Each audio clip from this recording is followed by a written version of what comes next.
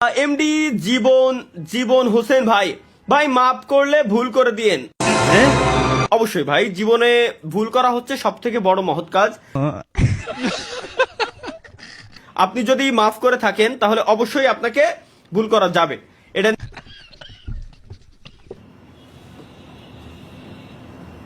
ওইসে মাফ করলে ভুল করে দিয়ে